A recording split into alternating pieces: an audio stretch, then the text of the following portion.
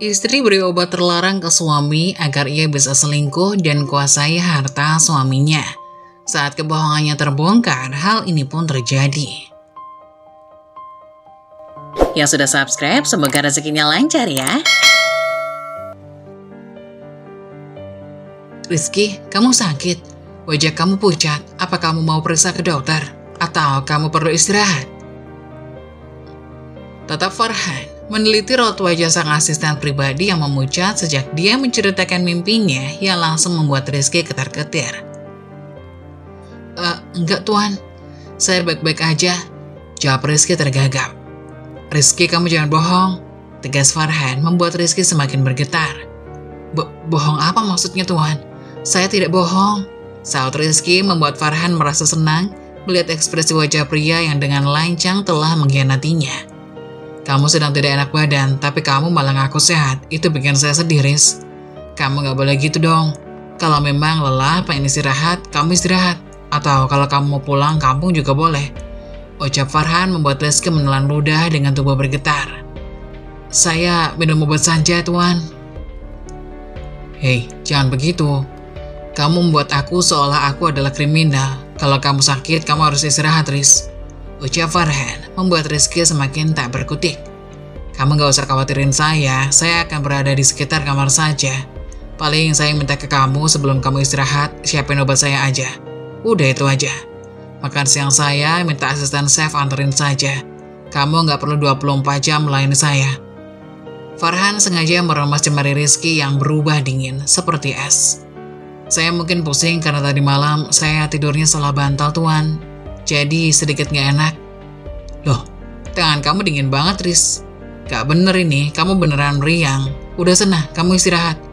Minta saja asisten rumah ini nganterin obat buat saya. Sekarang kamu istirahat. Ucap Farhan menahan tawa. Tapi Tuan, nanti Nyonya Sani marah kalau saya tidak menjaga Tuan dan tidak berada di sekitar Tuan. Ucap Rizky lagi membuat Farhan tertawa kecil. Kamu gak usah khawatir, saya paham sama istri saya. Mungkin dia pengen melihat aktivitas saya 24 jam. Makanya dia bayar kamu buat jadi mata-matanya. Ucap Farhan membuat Rizky menegang dan bibir terbuka. Lalu Farhan menyadari perubahan sang asisten pribadinya. Iya, dia nggak percaya CCTV, makanya dia menyewa kamu buat gantiin dia. Kasih perhatian sama aku. Beruntungnya aku menikah dengan wanita seperti dia. Ucap Farhan sengaja memancing sang asisten. Tapi apapun itu, pokoknya saya mau kamu istirahat sekarang. Saya bisa menyiapkannya sendiri. Tinggal panggil asisten rumah saja. Tapi Tuan, semua orang tidak diizinkan ke kamar ini. Jawab Rizky mencoba mencegah Farhan berinteraksi dengan orang lain selain dirinya. Sudah, kamu gak usah khawatir. Kamu mau istri saya malah marah sama saya. Karena mata-matanya sakit, tapi tetap harus melayani aku. Tanya Farhan, dan Rizky hanya bisa menundukkan kepalanya. Lalu Farhan melanjutkan kalimatnya. Walaupun istriku dan keluarganya yang sangat miskin, tapi dia tidak akan tega melihat orang seperti kamu dipaksa bekerja dalam keadaan sakit. Baiklah Tuan, nanti jangan lupa minum obat setelah makan siang. Rizky merogoh saku bajunya dan mengeluarkan botol bening yang berisi pil. Farhan berusaha membaca tulisan yang ada di botol. Sayangnya dia sama sekali tidak bisa membacanya. Oke, terima kasih. Sudah baik dan patuh pada istriku. Tapi kamu jangan lupa bahwa yang menggaji kamu itu aku. Jadi kamu harus patuh pada perintahku. Tegas Farhan membuat Rizky menautkan dahi. Maksudnya Tuan? Maksudnya, ketika saya mengatakan kamu harus istirahat, maka kamu harus istirahat. Saya tidak mau ada pekerja saya yang sakit dan sampai teraniaya bekerja dengan saya. Ucap Farhan tanpa basa-basi. Dia sengaja menekankan beberapa kalimat yang membuatnya bisa menyindir dengan leluasa. Baik Tuan, ucapnya, lalu meninggalkan Farhan yang duduk menatapnya dengan sinis dari belakang. Dasar asisten sialan, beraninya dia membuat aku seperti ini. Aku tidak akan tinggal diam. Aku harus membalas dendam pada kalian yang mengkhianatiku. Tegas Farhan dengan jari terkepal. Sedangkan Rizky yang langsung menuju kamar, dia mengunci pintu kamar dia, berjalan mondar-mandir seperti setrika berjalan. Rizky tertawa kecil dan menepuk pinggul wanita cantik dalam dekapannya. Tidak mungkin itu Farhan, paling itu kucing. Santai sajalah. Farhan tidak akan mungkin bisa berjalan kan? Kita sudah memastikannya berdua. Jadi ayo kita lanjutkan saja kenikmatan ini. Jangan terganggu oleh suara nggak penting. Aku sebentar lagi memuncak. Bujuk wanita itu dan membuat sang pria kembali beraksi. Kalau kamu merasa yakin, maka aku juga tenang. Siapa sih yang nolak kenikmatan milikmu? Bisik pria itu lagi dan kembali melanjutkan atraksinya. Kamu tak perlu ragu lagi. 4 tahun sudah dia lumpuh dan kamu sendiri yang merawatnya. Karena aku sibuk dengan perusahaanku, jadi semuanya baik-baik saja untuk kita sayang.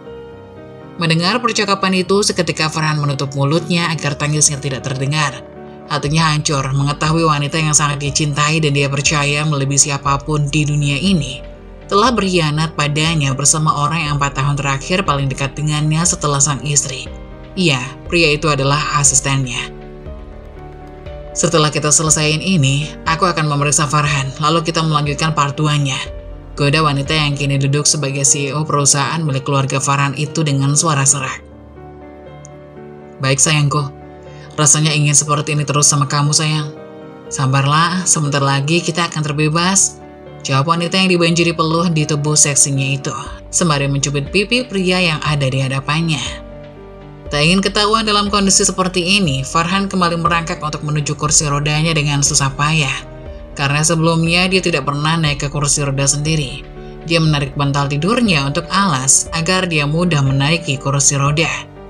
Keringat membanjiri karena berkali-kali usahanya gagal. Jantungnya semakin berdegup manakala terdengar suara pintu tertutup. Pintu di kamarnya memang tidak ditutup rapat oleh sang istri. Tidak tahu apa maksudnya. Tapi hal itu memudahkan dirinya untuk mendengar suara-suara yang ada di luar kamar. Sampai ketemu sayang, ucap suara manja wanita di balik pintu. Selamat tidur, my future wife, ucapnya hangat. Gak sabar buat bisa menikmati tidur nyaman berdua sama kamu sayang. Rengek wanita itu lagi, membuat Rizky dengan tenang membujuk wanita yang ada di hadapannya. Ya sudah, kamu buruan balik ke kamar, nemenin suami kesayangan kamu yang cengeng dan manja. Ejak sang pria membuat wanita itu menjawab cepat. Hei, kok ngomongnya gitu? Aku udah pernah bilang kan, aku tidur di sampingnya itu berasa tidur di samping mayat hidup. Gak ada hal indah yang bisa aku lalui bersama mayat hidup itu. Yang ada hanyalah sesuatu yang menakutkan, ucap Shani dengan santai. Dia tidak mengetahui jika pria yang dia sebut dengan mayat hidup saat ini sedang dipenuhi amarah dan kekecewaan atas pengkhianatan yang dia lakukan. Pria yang tengah berusaha untuk bisa kembali ke atas ranjang dengan susah payah dan peluh membanjiri, mengimbangi sang istri yang baru saja berpacu dalam kehangatan. Tuhan, beri aku kesempatan untuk membongkar kejahatan istriku dan pria yang ada di dekatnya. Izinkan aku melewati malam ini dengan mulus, bisiknya dalam hati, sembari mengusapkan peluh yang mengalir deras membasahi tubuhnya karena usahanya yang keras untuk bisa kembali ke atas tempat tidur. Alhamdulillah, akhirnya aku berhasil. Jangan biarkan aku ketahuan dulu ya Allah. Aku ingin mengetahui lebih banyak seberapa jauh istriku telah berkhianat. Bisik Farhan yang akhirnya telah sampai di atas ranjang. Dia mendorong perlahan kursi roda miliknya dan mengambil bantal yang tadi dia gunakan untuk membantunya menaiki kursi roda. Selamat malam suamiku, bisiknya sembari membuka pintu kamar di mana Farhan baru saja terbaring dan menutup kakinya dengan selimut.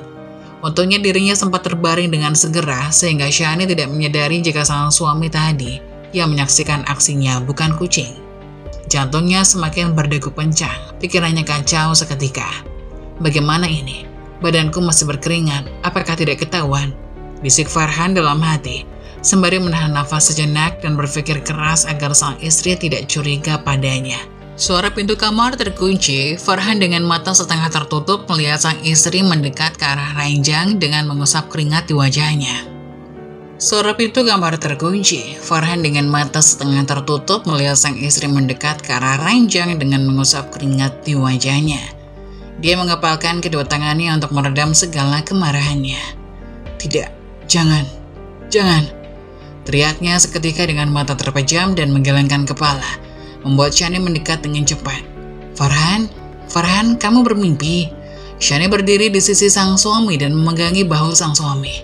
Tidak, jangan, teriak Farhan lagi tanpa membuat Shani curiga. Hingga wanita itu dengan cepat menyalakan lampu besar kamar itu. Farhan, bangun, kamu mimpi buruk. Minum dulu sayang, ucap sang istri menyodorkan segelas air putih ke tangan sang suami yang langsung terbuka matanya. Dek, ada apa dek? Tanya Farhan pura-pura heran menatap sang istri telah menyodorkan gelas ke tangannya. Aktingnya lumayan bagus meskipun dia bukan seorang artis. Kamu tadi mimpi buruk sayang, ayo minum dulu, ucapnya dengan gaya sok perhatian seperti biasa. Seketika Farhan merasa mual melihat wajah sang istri. Terbayang olehnya bagaimana sang istri dengan liar bersama asisten yang merawatnya selama ini. Wanita biadab, beraninya dia menyentuhku setelah menyentuh pria lain. Begini ternyata tingkahmu di belakangku, Shani. Sungguh, kamu adalah wanita paling kejam yang pernah aku temui, geram Farhan. Tapi seketika dia sadar manakala dia melihat kakinya yang tak bisa dia gerakan. Terima kasih adek, kamu tidurlah, mas bangunin Shani ya. Maafin mas ya dek. Farhan menatap ke arah sang istri dengan sorot rasa bersalah, tapi di hatinya menahan gemuruh yang seakan siap meledak dalam hitungan detik.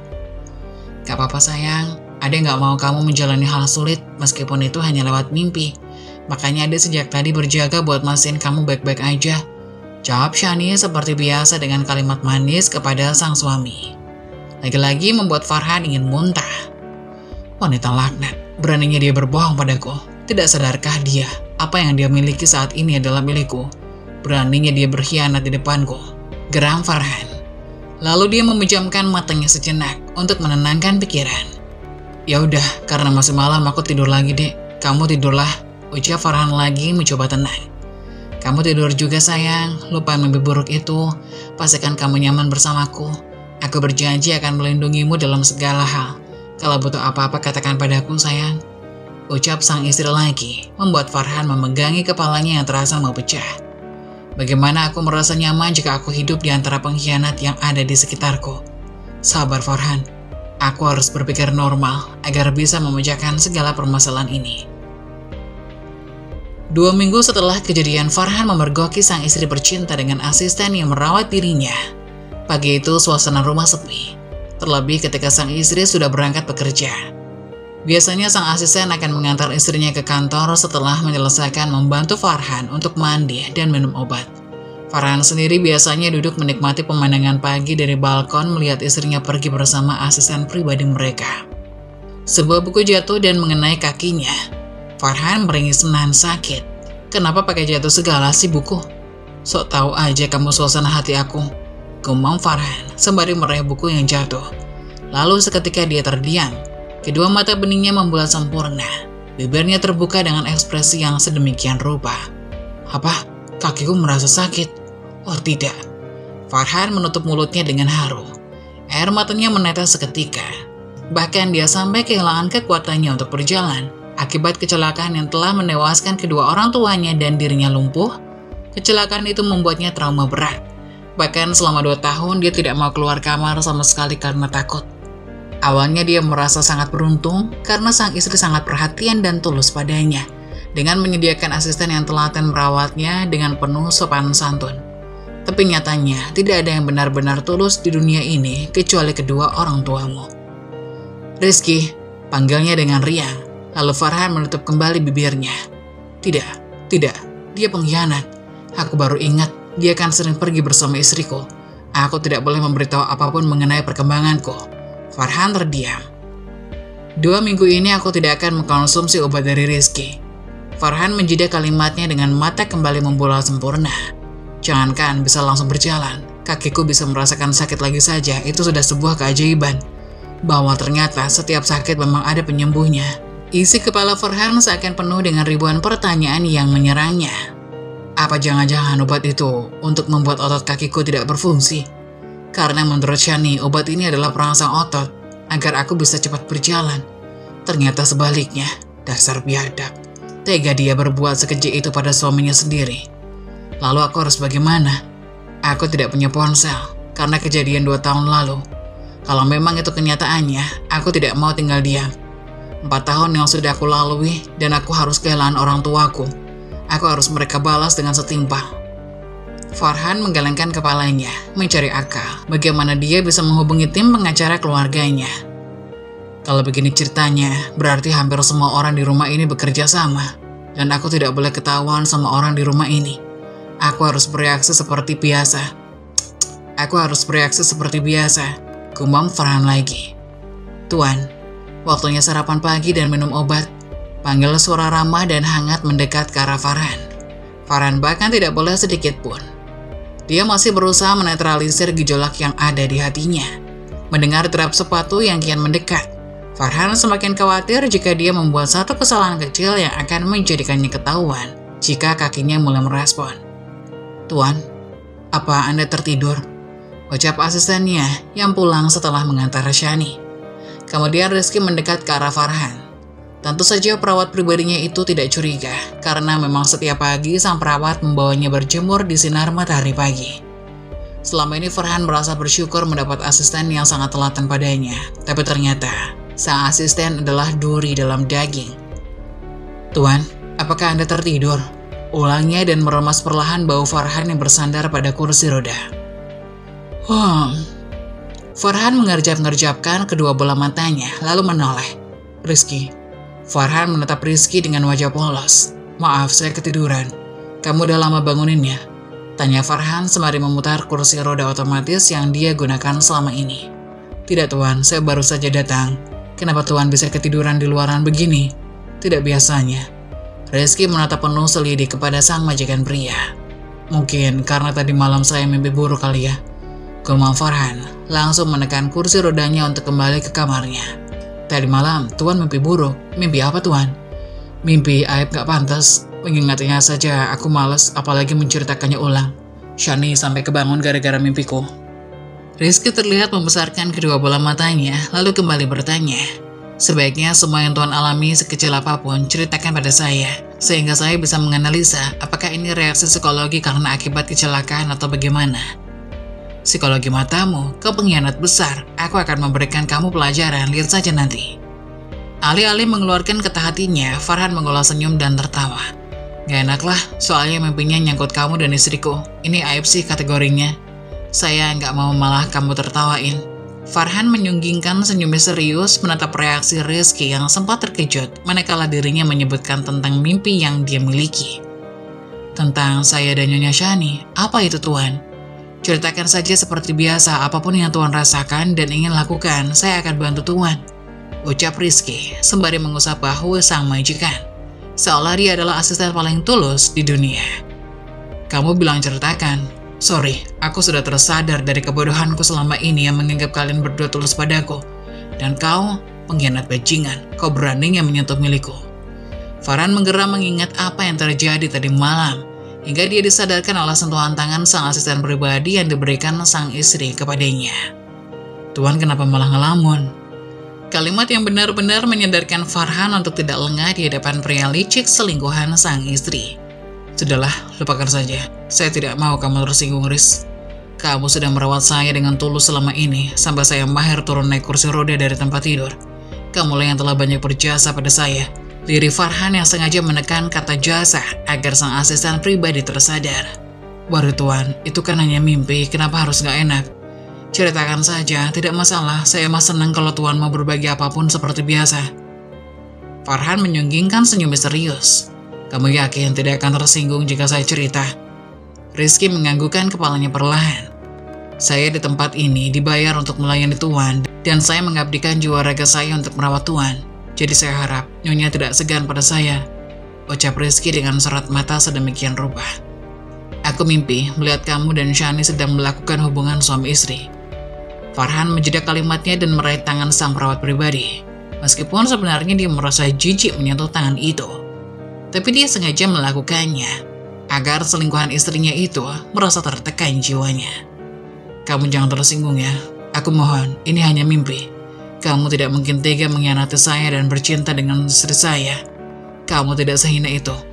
Tatapan mata Farhan mengarah lekat pada pria yang sudah menikmati kehangatan sang istri. Dia melihat dengan jelas bagaimana perubahan wajah asistennya yang jelas sama persis seperti yang dia katakan barusan. "Hei, kamu kenapa?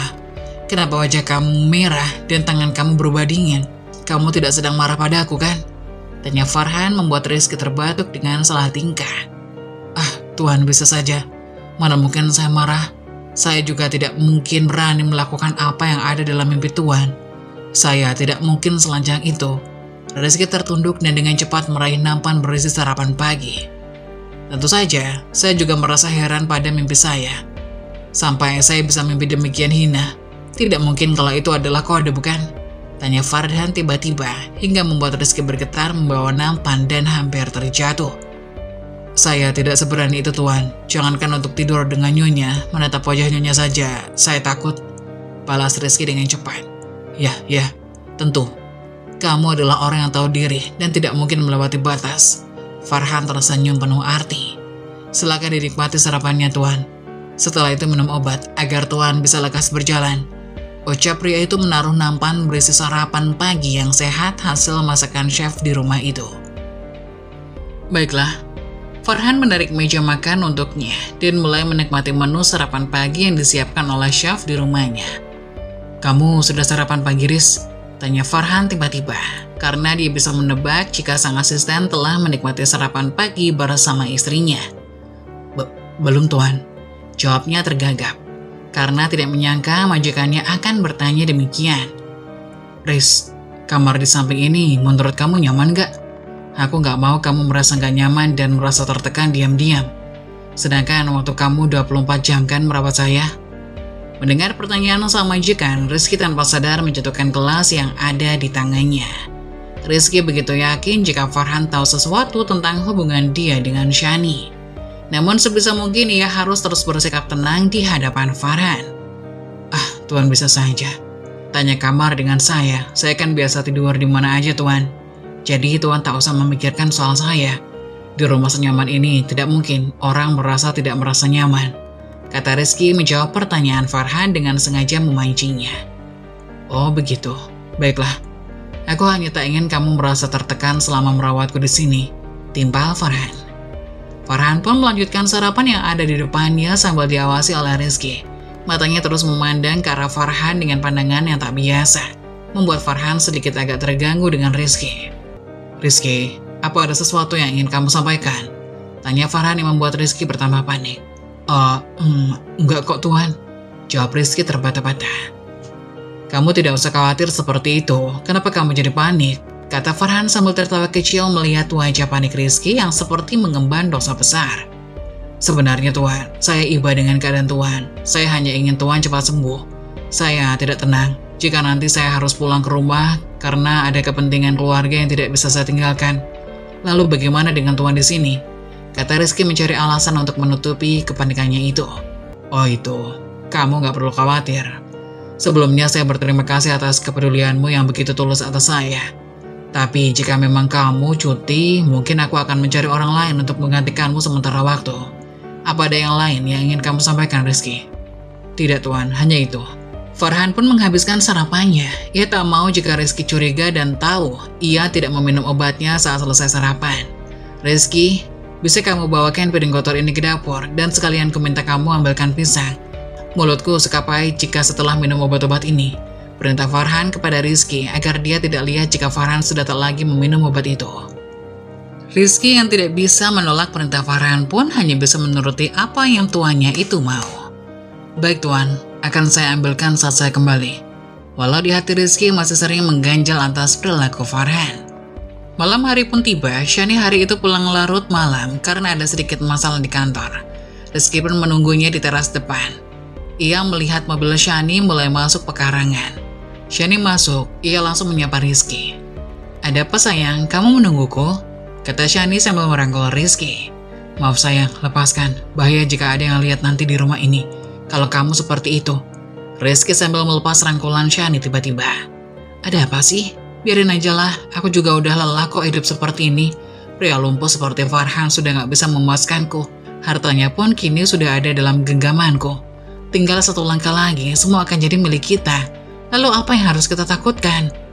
Maka dari itu, aku ingin bicara sesuatu denganmu sayang. Ini tentang Farhan. Kenapa? Ada apa dengan pria cacat itu?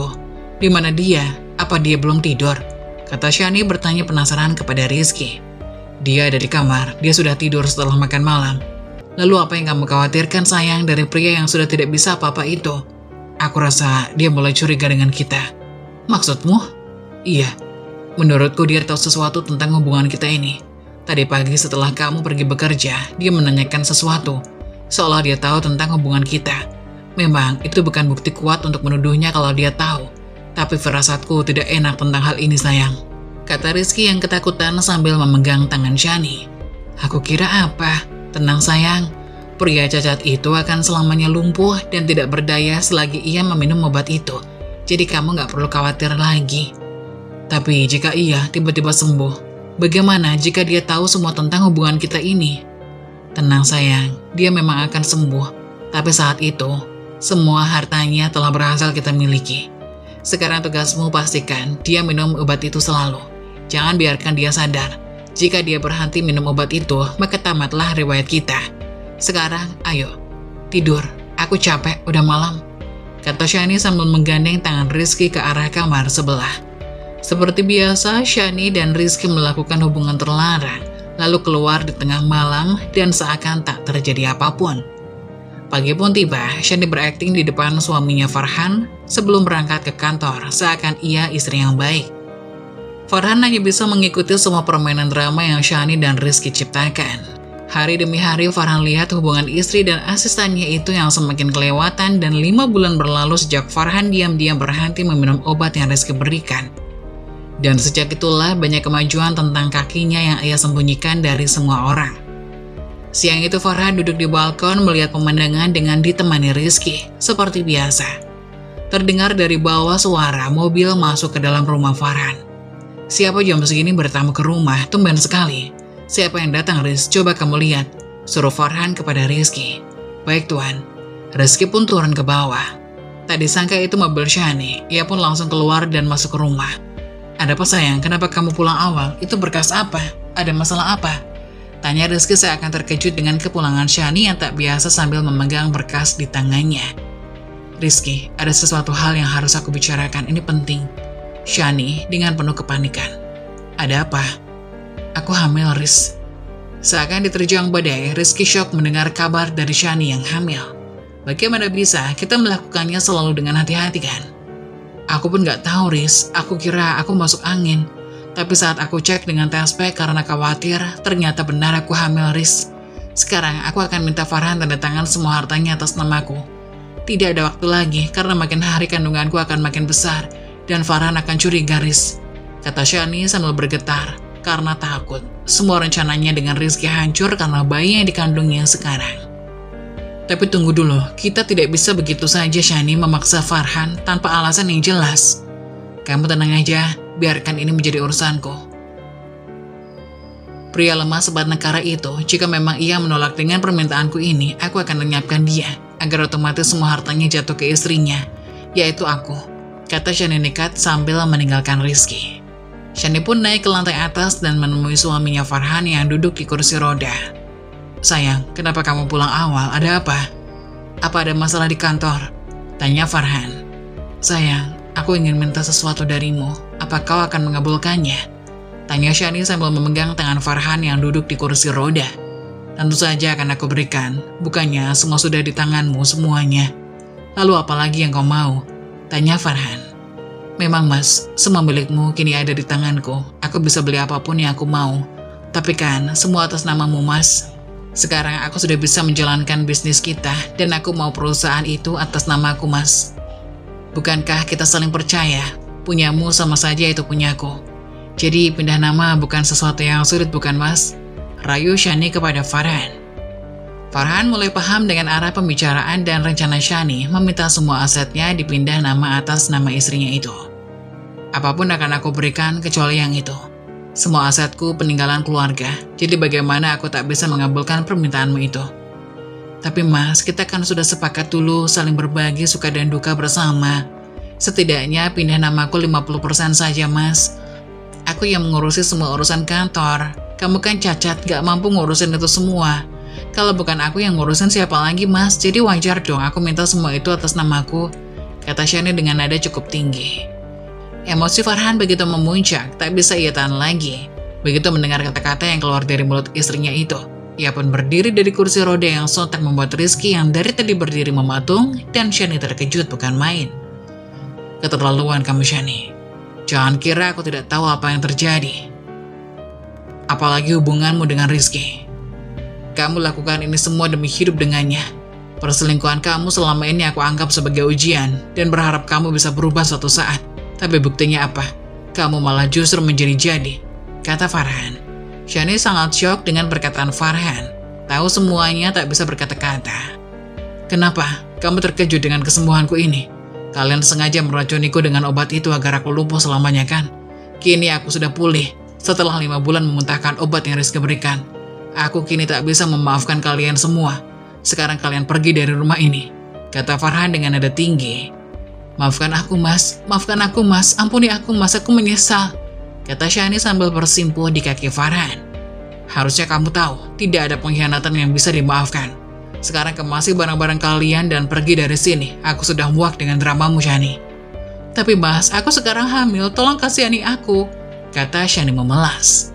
Kamu kira aku tak tahu, itu anak dia bukan anakku. Jadi tolong, tidak ada sangkut pautnya lagi denganku. Satpam, teriak Farhan yang bisa didengar ke seluruh ruangan di rumah itu. Hingga datanglah 2 penjaga rumah di hadapan Farhan dan Shani yang sedang menangis meminta belas kasihan. Ada apa tuan? Kalian lempar kedua orang ini keluar dari rumah ini. Aku tak mau melihat mereka lagi di rumah ini, kata Farhan sambil menunjuk Rizky dan Shani. Mereka pun diusir dari rumah tanpa membawa harta Farhan sepeser pun, karena semua fasilitas Shani atas nama Farhan. Kebohongan dan pengkhianatan bisa disembunyikan pada setiap orang, namun tidak pernah bisa disembunyikan dari diri sendiri. Dan jenis luka terburuk adalah pengkhianatan, karena itu berarti seseorang bersedia menyakitimu hanya untuk membuat diri mereka merasa lebih baik.